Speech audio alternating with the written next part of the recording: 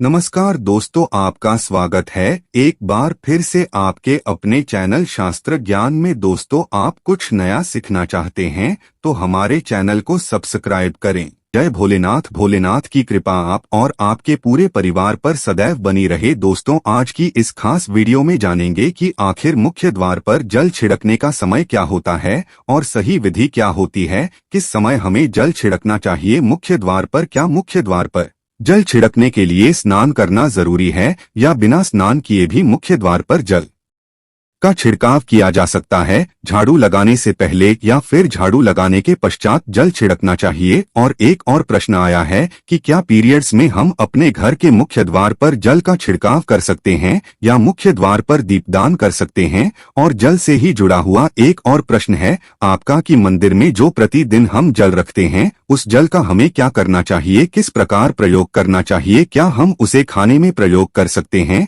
या फिर हम किसी पौधे में डाल सकते हैं? उस जल का उपयोग किस प्रकार से होना चाहिए? और मुख्य द्वार पर जल छिड़कने से संबंधित आपका अगला प्रश्न है कि कई ऐसे लोग हैं जो कि फ्लैट में रहते हैं, कुछ ऐसे लोग हैं जो कि किराए के मकान में रहते हैं, एक ही कमरे में रहते हैं, तो उन्हें अपने घर पर मुख्य द्वार पर दीपदान किस प्रकार से करना चाहिए? जल किस प्रकार छिड़कना चाहिए? मतलब वो किस जगह को मुख्य द्वार मानकर वहां पर मुख्य द्वार से जुड़े हुए उपाय करें। तो आज की वीडियो पूरी तरह से आपके प्रश्नों पर ही आधारित है, इसलिए बहुत महत्वपूर्ण है, पूरा जरूर देखिए। और यदि आपको आज की वीडियो अच्छी लगे तो इसे लाइक भी जरूर कीजिए, क्योंकि आपके लाइक, आपके कमेंट्स ही मेरे लिए एकमात्र जरिया हैं जिनसे मुझे पता चलता है कि आपको यह वीडियो अच्छी लगती है और आपके लिए वीडियो उपयोगी है। तो यदि वीडियो अच्छी लगती है तो लाइक तो जरूर ही किया करें। इसके साथ ही कमेंट बॉक्स में भोलेनाथ के नाम का जयकारा भी जरूर लगाएं, इससे आपको पॉजिटिव ऊर्जा की प्राप्ति होती है।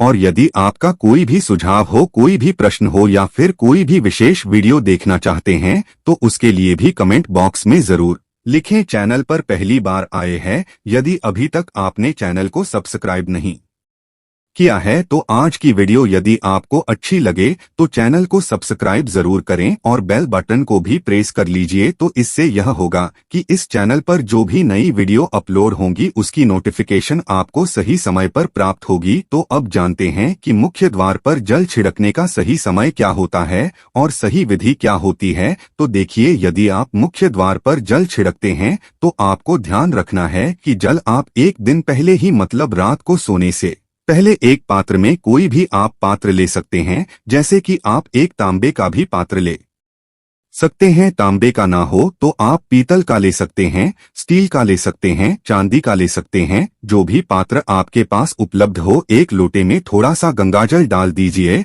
और उसके ऊपर शुद्ध जल भर दीजिए। और हाँ, गंगाजल ना हो तो भी परेशान होने की आवश्यकता नहीं है, सिर्फ शुद्ध जल से भी आप पात्र को भर सकते हैं। जल से भरे पात्र को अपने घर की रसोई में रख दीजिए। अब जैसे कि आप अगले दिन सुबह उठकर इस जल का छिड़काव अपने घर के मुख्य द्वार पर करेंगे। अब बहुत से भक्तों के प्रश्न आए हैं कि क्या हम स्नान से पहले ये जल छिड़क सकते हैं या फिर स्नान करना जरूरी है? देखिए, मुख्य द्वार पर जो सुबह सवेरे सबसे पहले जल छिड़का जाता है, जैसे कि जो रसोई में रखा हुआ जल होता है, ये एक तरीके से उपाय के तौर पर किया जाता है। घर में किसी भी प्रकार की परेशानी हो, किसी भी प्रकार के दुख दर्द रहता हो, गरीबी हो या फिर कलह क्लेश बहुत अधिक रहता है, मतलब किसी भी प्रकार की नेगेटिव ऊर्जा से आप परेशान हैं, बहुत समय से परेशानियों में घिरे हुए हैं, तो ऐसे में घर की रसोई में जल रखा जाता है और यही जल घर के मुख्य द्वार पर सुबह उठकर छिड़का जाता है। इस जल के छिड़काव से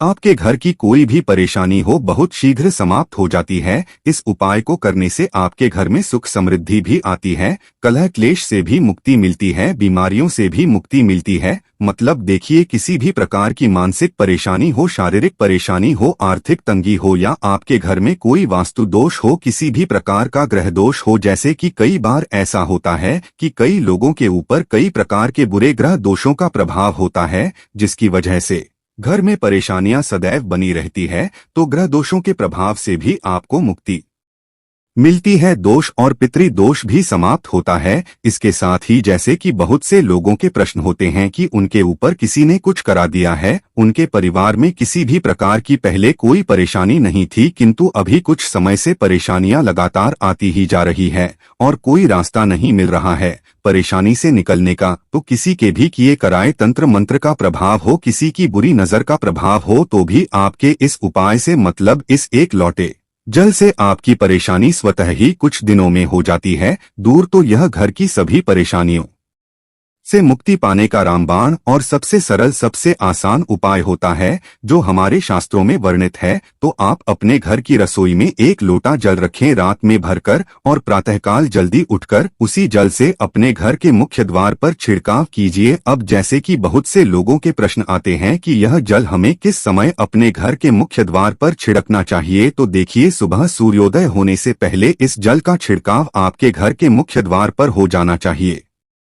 आप चाहे इसके पश्चात आप शुद्ध जल से मतलब किसी भी दूसरे जल से अपने घर के मुख्य द्वार को धोते हैं तो उसके पश्चात में भी धो सकते हैं, कोई समस्या नहीं है। किंतु इस जल का छिड़काव घर के मुख्य द्वार पर सूर्योदय होने से पहले हो जाना चाहिए। और अब जैसे आपका अगला प्रश्न है कि क्या हमें स्नान करके इस जल का छिड़काव अपने घर के मुख्य द्वार पर करना चाहिए या फिर बिना स्नान किए भी कर सकते हैं। ये जो हम जल छिड़कते हैं मतलब ये एक उपाय होता है, तो इसे हम स्नान करने के पश्चात नहीं करते हैं। सुबह जल्दी उठते हैं और उठकर सबसे पहले घर की रसोई में जाएंगे, उसके पश्चात उस जल को लेकर आप घर के मुख्य द्वार पर जाएंगे। मुख्य द्वार खोलकर मतलब मेन गेट खोल दीजिए और उसके पश्चात मुख्य द्वार पर इसी जल का छिड़काव कर दीजिए। और जल का छिड़काव करते समय अपने पितरों का ध्यान कीजिए, माँ का ध्यान कीजिए, क्योंकि कहा जाता है कि सुबह सुबह माँ लक्ष्मी प्रत्येक द्वार पर आती है, सबके द्वार पर आती है। जिनके भी द्वार खुले होते हैं, जिनके घर में जल का छिड़काव मुख्य द्वार पर हुआ रहता है, उसके घर में वह प्रवेश कर जाती है। तो माँ लक्ष्मी का अपने मन में ध्यान कीजिए और एक तरह से प्रार्थना कीजिए कि हे माँ लक्ष्मी, आप मेरे घर में प्रवेश करें, मैं आपका स्वागत करने के लिए तैयार हूँ। और इसके पश्चात अपने पितरों का ध्यान कीजिए, क्योंकि हमारे घर की जो दहलीज होती है वहीं पर पितरों का वास माना जाता है। तो जब आप दहलीज पर जल के छींटे देते हैं तो आपके पितृ तृप्त हो जाते हैं, प्रसन्न हो जाते हैं और उनका आशीर्वाद भी आपको प्राप्त होता है। तो सुबह जो आप जल छिड़कें, इसके लिए स्नान करने की आवश्यकता नहीं है, बिना स्नान किए भी कर सकते हैं। और अब आपका अगला प्रश्न है कि क्या झाड़ू लगाने के पश्चात हमें जल का छिड़काव करना चाहिए या फिर झाड़ू लगाने से पहले भी जल का छिड़काव कर सकते हैं। देखिए, जैसे मैंने आपको पहले ही बताया, सोकर उठने के पश्चात सबसे पहला कार्य जो आपको करना है वो जल का छिड़काव ही करना है। उसके पश्चात आप झाड़ू लगा सकते हैं, किंतु एक चीज का ध्यान रखिए, जब हम सोकर उठते हैं तो सबसे पहले बिस्तर पर बैठे हुए ही अपने दोनों हथेलियों को जोड़कर और दोनों हथेलियों को सामने से जोड़कर पूरी हथेली को देखा जाता है, उसमें माँ लक्ष्मी का ध्यान किया जाता है। उसके साथ ही पंच देवताओं का ध्यान किया जाता है। देवता कौन कौन से होते हैं? माँ दुर्गा, भगवान शिव, भगवान श्री हरि, विष्णु, गणपति, गजानन और भगवान सूर्य देवता। पंच देवताओं का ध्यान हम अपने हाथों में ही करते हैं, हथेलियों में ही करते हैं। इसी के वास्ते लक्ष्मी करमदेह, सरस्वती करमूले तू, गोविंदा प्रभाते प्रदर्शन। हम इस मंत्र का उच्चारण आप चाहें तो कर सकते हैं, नहीं करते हैं तो भी कोई बात नहीं। अपने इष्ट देवता का और पंच देवताओं का ध्यान अपनी हथेलियों में कर लीजिए। उसके पश्चात दोनों हाथ जोड़कर सभी देवी देवताओं को प्रणाम किया जाता है और उसके पश्चात अपने हाथ से पृथ्वी का स्पर्श करते हैं, धरती को छूकर प्रणाम करते हैं 2 बार या 3 बार और उसके पश्चात अपना दाहिना पांव पृथ्वी पर रखते हैं, धरती पर रखते हैं। उसके पश्चात ही बाकी के जो सभी कार्य होंगे वो उसके पश्चात ही किए जाएंगे। जल का छिड़काव आप उसके पश्चात ही करेंगे। सुबह उठने के पश्चात सबसे पहले हथेलियों के दर्शन, धरती को प्रणाम कीजिए, फिर धरती पर पैर रखिए और उसके पश्चात रसोई में जाकर आपको जल लेना है और घर का मुख्य द्वार खोलकर मुख्य द्वार पर जल का छिड़काव करना है, माँ लक्ष्मी का और अपने पितरों का ध्यान करना है। उसके पश्चात आप अपने घर में आ जाएंगे और उसके पश्चात जो भी आपके रूटीन वर्क होते हैं, मतलब झाड़ू लगाएंगे या फिर आप स्नान करेंगे, ये सभी उसके पश्चात किए जाएंगे। और अब जैसे कि कई लोगों के प्रश्न आते हैं कि जब हम जल का छिड़काव करते हैं, क्या उसी समय हम घर के मुख्य द्वार पर झाड़ू लगाकर और पानी डालकर क्या हम मुख्य द्वार की अच्छे से सफाई कर सकते हैं? जी हाँ, बिल्कुल कर सकते हैं। पहले आप जो रसोई में रखा हुआ जल है उस जल का छिड़काव कर दीजिए। उसके पश्चात और भी पानी डालकर, मतलब यदि आपके पास जल और उपलब्ध है तो और जल घर के मुख्य द्वार पर डाल दें। उसे अच्छी तरह से झाड़ू से या कैसे भी सफाई कर सकते हैं। और कई लोगों के प्रश्न आए हैं कि हम किसी फ्लैट में रहते हैं या फिर किसी ऐसे कमरे में रहते हैं, किराए के कमरे में, कि हमारे पास एक ही कमरा है, तो हम जल का छिड़काव या फिर दीपदान कहाँ पर करें, किसे हम अपना मुख्य द्वार माने। देखिए, जो आपका अपना कमरा है या फिर जो फ्लैट है आपका, जहाँ पर आपका गेट लगा हुआ है, आप उसी स्थान पर दीपदान करेंगे और उसी स्थान पर आपको जल का छिड़काव करना है। मतलब जहां पर आपका यदि एक ही कमरे का मकान है तो आपके कमरे का जो दरवाजा है वहीं पर आपको थोड़ा सा जल छिड़कना है और वहीं पर आप दीप दान भी करेंगे, जो कि मुख्य द्वार से जुड़े हुए उपाय होते हैं। वो आप अपने घर के, मतलब जो अपना कमरा है उसके बिल्कुल दरवाजे के पास ही करेंगे। और आपका अगला प्रश्न है कि क्या पीरियड में हम अपने घर के मुख्य द्वार पर जल का छिड़काव कर सकते हैं, दीपदान कर सकते हैं? देखिए, जल का छिड़काव करने के लिए पीरियड्स हो या ना हो उसे कोई फर्क नहीं पड़ता, आप जल का छिड़काव कर सकते हैं। रही बात दीपदान की, तो दीपदान देखिए कार्मिक पूजा में आ जाता है और कार्मिक पूजा हम बिना शुद्ध हुए नहीं कर सकते हैं, मतलब पीरियड समाप्त होने के पश्चात ही आप कर सकते हैं। बाकी जल का छिड़काव आप कभी भी कर सकते हैं, कोई समस्या नहीं है।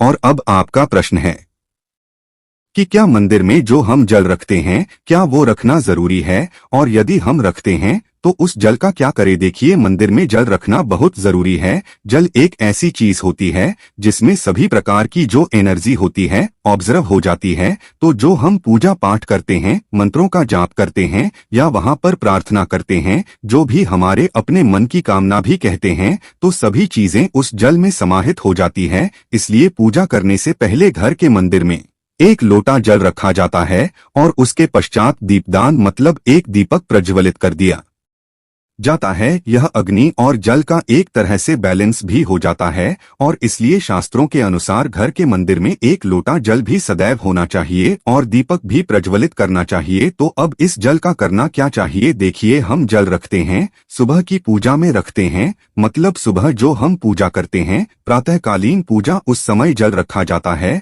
और वो जल हम अगले दिन उठाते हैं। मतलब जब आप अगले दिन पूजा करने जाते हैं, स्नान इत्यादि करने के पश्चात, तो आप उस जल को उठाते हैं। सबसे पहले तो उस जल का प्रयोग सुन लीजिए, आप अपने घर के सारे कमरों में, मतलब पूरे घर में उस जल का छिड़काव करते हैं। इससे आपके घर का शुद्धिकरण हो जाता है, क्योंकि वो बहुत ही पॉजिटिव एनर्जी से भरा हुआ जल होता है। उस जल का छिड़काव करने से किसी भी प्रकार की नेगेटिव ऊर्जा का प्रवेश आपके घर में नहीं होता। किसी भी प्रकार की परेशानी आपके घर में हो, यदि आप नियमित तौर पर उस जल का छिड़काव करें अपने घर में, तो निश्चित ही आप परेशानियों से मुक्ति पा जाते हैं। किए कराए तंत्र मंत्र के प्रभाव से मुक्ति पा जाते हैं।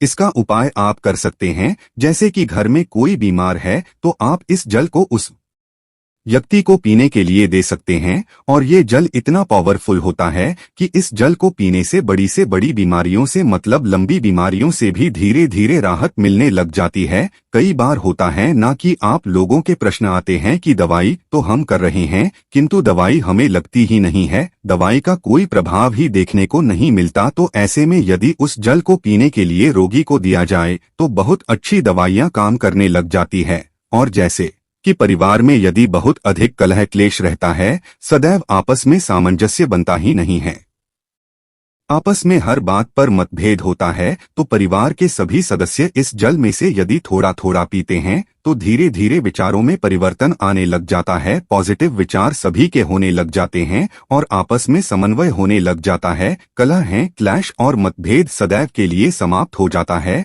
और मंदिर में रखे हुए जल का अगला उपाय क्या है? देखिए, यदि आप कोई दुकान करते हैं, कोई व्यापारिक स्थल है आपका, तो प्रतिदिन इसी जल में से थोड़ा सा जल ले जाकर दुकान पर व्यापारिक स्थल पर छिड़काव कीजिए, इससे आपका काम बहुत अच्छा चलता है। मतलब किसी भी प्रकार की परेशानी आपके व्यापारिक स्थल पर नहीं आती है, क्योंकि जैसा मैंने आपको बताया ये जो जल होता है बहुत पावरफुल होता है, बहुत पॉजिटिव होता है। तो इस जल को यूज करने से बहुत सारी परेशानियां स्वतः ही समाप्त हो जाती है। जैसे यदि आपकी दुकान पर किसी की नजर लगी है, बहुत से लोगों के प्रश्न आते हैं कि हमारे काम को किसी ने बांध दिया है, मतलब किसी की बुरी नजर ऐसी लग गई है कि पहले तो दुकान बहुत अच्छी चलती थी, अब नहीं चल रही है। तो आप इस उपाय को कर सकते हैं। निश्चित ही बहुत जल्द ही आपको परेशानियों से मुक्ति मिल जाती है और दिन दूनी रात चौगुनी आपके व्यापार में तरक्की होती है। और हाँ, मंदिर में रखे हुए जल को आप अपने घर की रसोई में खाना बनाने में पीने में भी प्रयोग कर सकते हैं, किंतु खाना बनाने में प्रयोग तभी कीजिए जबकि आपके घर में बिल्कुल सात्विक भोजन बनता हो, मतलब लहसुन प्याज यदि आपके घर में बनता हो तो खाना बनाने में इस जल का प्रयोग नहीं किया जा सकता है। फिर आप इस जल को थोड़ा थोड़ा परिवार के सदस्य मिलकर ग्रहण कर सकते हैं और बचे हुए जल को आप अपने घर में पौधों में डाल सकते हैं। तो देखिए, ऐसा नहीं है कि मंदिर पर रखा हुआ जल बेकार होता है, किसी काम का नहीं होता है। बहुत सारे उपयोग इस जल के होते हैं। यदि हम सही तरीके से प्रयोग करें तो अपने जीवन की बहुत सारी परेशानियों का समाधान मात्र इसी एक लौटे जल से हम कर सकते। तो ध्यान रखिए कि मंत्रों से अभिमंत्रित जल बहुत महत्वपूर्ण होता है, बहुत शक्तिशाली होता है। और हमारे घर के मंदिर पर रखा हुआ जल देवताओं का आशीर्वाद होता है, क्योंकि पूरे समय वह देवताओं के पास होता है, देवता वहां पर रहते हैं। तो उस जल में हर प्रकार की शक्ति समाहित होती है, जो कि पॉजिटिव शक्तियां होती है। और इस जल का प्रयोग यदि हम सही तरीके से करते हैं, मतलब उसको पीने में करते हैं, खाना बनाने में करते हैं, घर में जल का छिड़काव करने में करते हैं, तो इससे हमारी समस्याओं का समाधान होता है। और यदि कोई भी कार्य नियमित तौर पर मतलब प्रतिदिन किया जाता है तो उसका हमें लाभ प्राप्त होता है। कभी कभी तो निश्चित ही आपको उतना लाभ दिखाई नहीं देगा, किंतु यदि आप नियम बना लेंगे कि हर रोज उसी जल से घर में छिड़काव करना है, घर में प्रत्येक व्यक्ति को थोड़ा थोड़ा पीने के लिए देना है, बचे हुए जल को पौधों में डाल दीजिए, दुकान पर छिड़क दीजिए, अपने घर के व्यापारिक स्थल पर छिड़काव कीजिए, बच्चों की बुक्स में, अपने घर की तिजोरी में, हर जगह इस जल का छिड़काव कीजिए और नियमित तौर पर कीजिए। चमत्कार आपको निश्चित ही देखने को मिलेगा। इसी प्रकार से जो रसोई में रखा हुआ जल होता है उसका छिड़काव अपने घर के मुख्य द्वार पर कीजिए, तो इसका भी आपको लाभ बहुत ही शीघ्र दिखाई देगा। किंतु इसे अपने रूटीन में शामिल करना होगा, प्रतिदिन नियम से यह कार्य करना होगा, तभी आपको लाभ देखने को मिलेंगे। और हाँ, कई लोगों के प्रश्न आते हैं कि मंदिर पर जो रखा हुआ जल होता है तो जब हम अगले दिन उठाते हैं तो उसमें कई बार कुछ चीजें पड़ जाती है, कीड़े मकोड़े पड़ जाते हैं, क्योंकि खुला होता है। तो क्या हम उसे ढक सकते हैं? जी हाँ, बिल्कुल ढक सकते हैं। जब आप पूजा करते हैं सुबह के समय, तो जब तक पूजा कर रहे हैं, जब तक मंत्रोच्चारण कर रहे हैं, तब तक जल खुला रखिए। और उसके पश्चात जैसे ही आप पूजा पर से उठते हैं तो उसे पहले जल को किसी भी प्लेट से या कटोरी से ढक दीजिए। फिर जब आप अगले दिन उस जल को उठाएंगे वो बिल्कुल शुद्ध और साफ सुथरा जल आपको मिलेगा और उस जल का प्रयोग आप अपने किसी भी कार्य में कर सकते हैं। आशा है कि आज की इस प्रस्तुति में बताई गई जानकारी आपको अच्छे से समझ आ गई होगी। मिलते हैं अगली वीडियो में, तब तक के लिए जय भोलेनाथ जी की। वीडियो अच्छा लगा हो तो एक लाइक अवश्य कर दें। धन्यवाद दोस्तों।